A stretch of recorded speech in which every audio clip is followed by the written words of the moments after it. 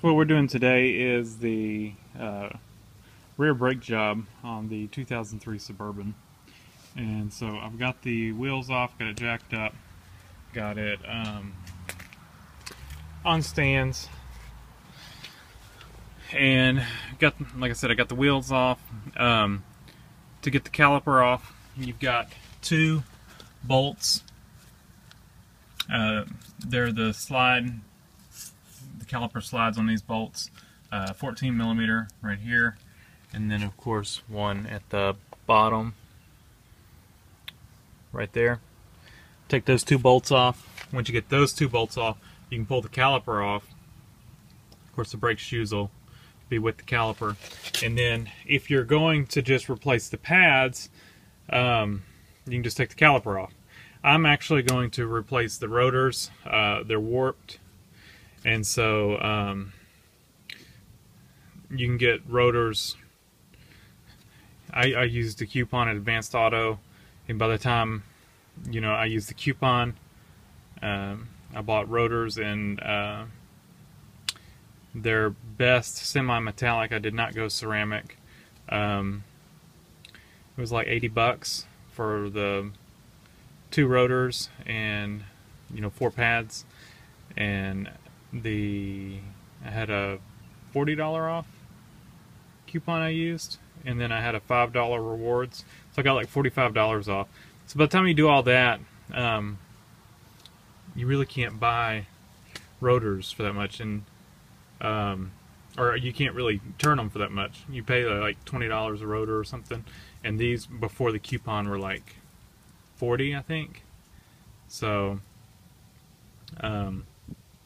the other problem is if they're warped and you're turning them, they warp because of heat, and if you're turning them down because they're warped, now you have a thinner rotor, and the thinner rotor is not going to dissipate heat as good, and they will warp even quicker. So if they're warped rotors, I don't even bother turning them, I just replace them.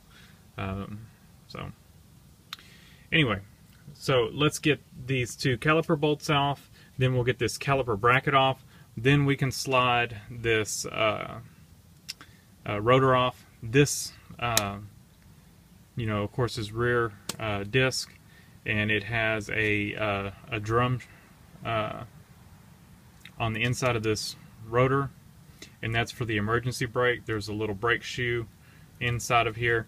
The emergency brake on here is not that great, so we'll see how those pads look. Hopefully they're okay, and all we need to do is just tighten up the adjustment on the emergency brake. If they're bad, I'll have to go get some new emergency brake shoes. But we won't know that till we get into it. So let me get these 4 bolts off, the 2 caliper bolts, the 2 caliper bracket bolts, and then we can pull the rotor off. We'll take a look. Okay, so got the caliper off, and I just set it up here. Don't put any strain on the brake line. Don't let it hang from the brake line, anything like that. I don't know if I mentioned, these caliper bolts were 14 millimeter, and this the nut that it goes into was actually trying to turn. The bottom one didn't, but the top one was trying to, and they are this flap they have on them fits a 19 millimeter perfectly. So I put a 19 millimeter on it, held it, and just use that now. These are the caliper slides, and like I said, the bottom one is froze up, so we will have to free that up, because that caliper will not slide on that one. This one's okay, so I'll work on that. Brake shoes just slide into or brake pads slide into these brackets. They got these little clips that go into the bracket that help hold it. on there. You can see these. You can see they weren't sliding very well because we've got thick outer pads and thin inner pads. So we're definitely having some issues with the caliper sliding. So we'll work on that, get that freed up. And I don't know if I mentioned this or not. These two caliper bracket bolts are 18 millimeter. So we'll get those off, take the caliper bracket off, and we can slide the brake rotor off. So this thing has turned into a mess. So on this side, like I said, this bottom one was not turning. The caliper slide pin. You can see the design here. This goes into the caliper bracket. Caliper slides on that. Caliper bolts to this. So normally you would need to put a wrench on here and put a wrench on it and to hold it as you're loosening the bolt, because this should turn freely. And this one, although it did turn, it would not move in and out. It was stuck. And so combination of driving it out and using vice grips on it to wiggle it and kind of punch, using a punch on the vice grip, got it out. Now this one is reusable once it's cleaned up. The bottom one is not going to be reusable, and I'm about to break out the heat on the thing because I was trying not to, because once I break out the heat, I'm gonna ruin this little dust seal. But it's beat up so much now that you know, I doubt I would try to reuse it anyway. Just been using a punch on it. I've drove it out maybe halfway, but it's been a nightmare trying to drive that thing out of there. And you can see how mangled I've got it using a punch on it to, you know, drive it out. And I've left the caliper bracket on here because I figured that's going to be the easiest way to get this thing off of here, is while the caliper bracket is still bolted down. So I took a break from this side. That side's right in the sun. This side's a little more shaded. So I took a break, get out of the sun, came over to this side and started tearing it down. It's in a little better shape. Pads are actually pretty thick, both of them. You can see maybe just a little more wear on the inside. Yeah, it's got a little more wear to it. But once again, the bottom one is stuck.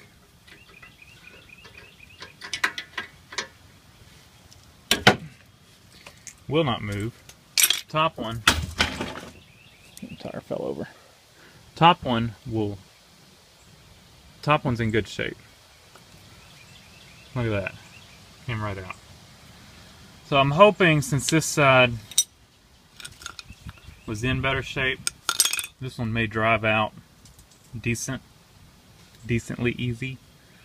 But if you look, pull this back, we got corrosion in there. I do not like this design. I like the old style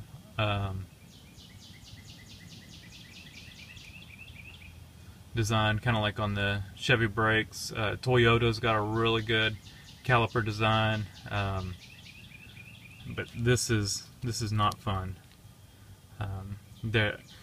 You see these caliper brackets, they stock them. Well, they're not in stock, but when I was trying to figure out, because there's two different style rear brakes this thing could have. There's like a caliper that has this one's called the smooth caliper. The other one has little fins in it, and that I think some of the early 2003s and 2002s had the one with little fins in them, and they take different brake shoes from what I was reading, and so I was trying to figure out which ones mine had, and so when I was trying to do that, I was trying to do it without going out and actually looking at the car. I was trying to do some cross-referencing and stuff like that. Ended up just coming out here and crawling up underneath and seeing which caliper I had, but I kept running across them selling caliper brackets, and I was like, why are they selling caliper brackets? Well, the reason they sell the caliper brackets is because these slide pins get stuck in the caliper brackets, and you know, I'm sure people get frustrated and can't get the things out, and so they just go buy 2 new pins and a caliper bracket. And so we're not at that point yet. They're actually only like 20 bucks, but they don't have them in stock. So we're gonna see if we can drive these things out of here. I can't imagine how awful this would be with living in somewhere where it's salty. You can see, you know, there's no corrosion here, but these pins are stuck. You know, we're not in a rusty environment here. You know, there's no reason that these things should be stuck. So I'm guessing at some point someone did a brake job on it, and they either didn't bother with pulling these out and re-lubricating them, or they pulled them out and or didn't pull them out at all, you know, pulled them out, didn't lubricate them, whatever. It's probably lack of maintenance, but it's not that great of a design to me. But probably just trying to make the brake job a little easier, you know, take these 2 bolts off, it comes out, instead of having like a full long caliper bolt, kind of like the older Chevys did that had the little slide over the shoulder of the bolt. But anyway, let's see if we'll work on getting this one out, see if we can drive it out there pretty easy. I'll put the vice grips on it and see if I can get it moving side to side, or see if I can get it turning and get it freed up that way, and then I'll start trying to drive it out with a hammer and chisel. And once we get this one out, I'll proceed to go back over to the other side and work on it. But I'm to the point on the other side of probably getting the torch out and putting some heat on this caliper bracket, and see if I can get that thing to drive out of there, because it is just, it's stuck. Success.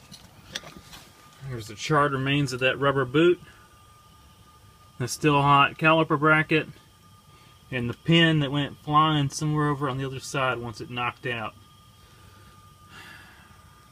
Heat. I should have cut my losses and did that before. Problem was that I was trying to save that caliper pin because I haven't found it locally. It looks like O'Reilly can get it probably tomorrow, and I was trying to finish up these brakes today, so it's just gonna have to stay parked till tomorrow. I'll drive the truck to work tomorrow, but yeah, so it looks like we'll be able to probably save 2 of them. They come in a pack of 2, so I'll order 1 package, and then we'll just clean this one up. It should be fine, and the other side's fine. You know, once I'll get this thing on the grinder on the brush wheel, and we'll get it all cleaned up, and it'll work as good as new. And so since we have to buy a pack of those things, I'm not going to even try, since they come in a pack of 2, I'm not going to even try to get the other one out. You know, I put the vice grips on it and hammered on the vice grips trying to get it to turn. It did not turn. I actually was able to get this one to turn initially, so the other side may be stuck even worse than this side. So I'm not going to even try to punch it out cold. I'm just going to go ahead and apply heat to it, and we'll knock it out. you know, I spent enough time on this one and didn't accomplish anything other than wear myself out. So we're going to go ahead and heat the other side up and knock it out. And that's the setup, just because it gets kind of hot over here, so I didn't want to be holding the punch, and I've already knocked my thumb once with the hammer. So let me get set up on the other side and we'll knock the other side out.